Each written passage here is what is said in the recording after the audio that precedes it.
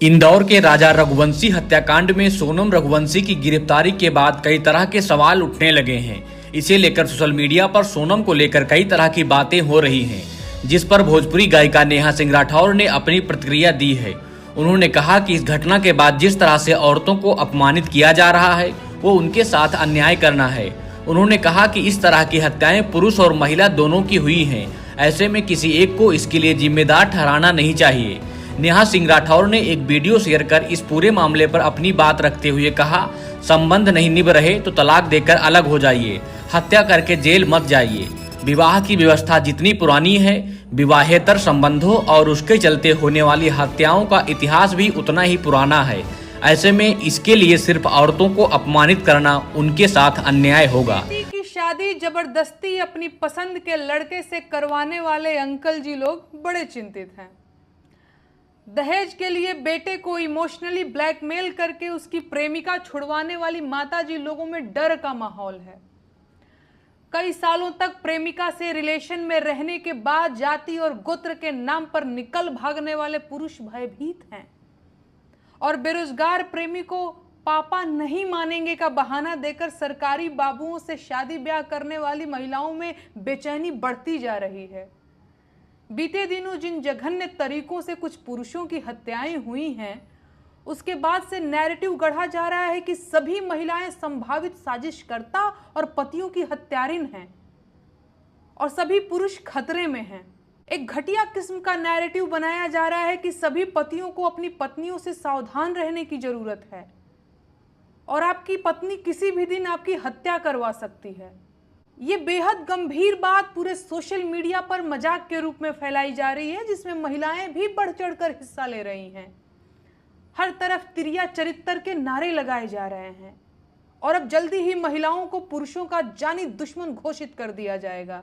हालांकि इन हत्याओं में महिलाओं के साथ उनके पुरुष साथियों ने भी बढ़ चढ़कर योगदान दिया है, लेकिन इस बात पर किसी को बात नहीं करनी, क्योंकि उसमें मनोरंजन में कमी आ जाएगी, मजा किरकिरा हो जाएगा, मीम खराब हो जाएंगे और महिलाओं को अपमानित करने के मिशन में बाधा आएगी। जबकि सच ये है कि हत्या की इन वारदातों से डरकर अभी तक किसी लड़के ने शादी से इनकार नहीं किया है, लेकिन कुछ काबिल लोगों ने मांग की है कि अब शादी से पहले कुंडली के साथ साथ लड़कियों की कॉल डिटेल्स की भी जांच होनी चाहिए। मैं कहती हूँ बिल्कुल होनी चाहिए, लेकिन सिर्फ लड़कियों की कॉल डिटेल्स ही नहीं, लड़कों की कॉल डिटेल्स की भी जांच होनी चाहिए।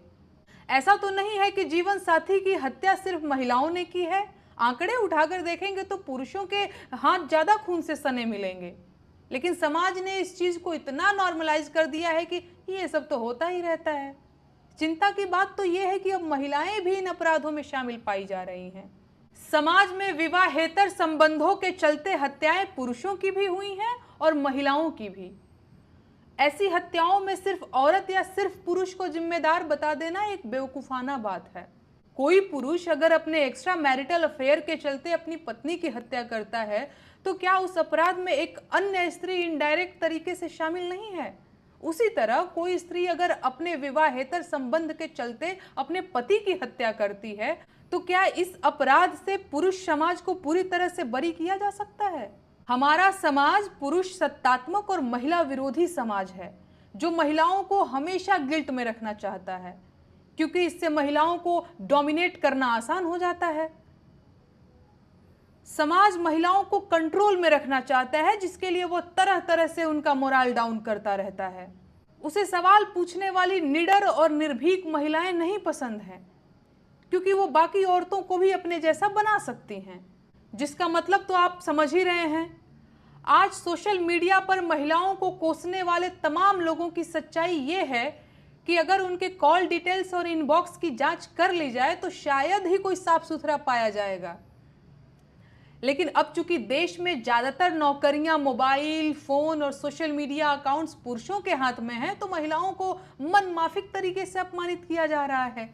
एक दूसरे पर कीचड़ उछालने की बजाय अब समस्या के समाधान पर विचार करने की जरूरत है। अगर साथ नहीं निभ पा रहा है तो अलग हो जाइए। तलाक लेकर सुकून से रहना जेल में चक्की पीसने से कहीं ज्यादा अच्छा है।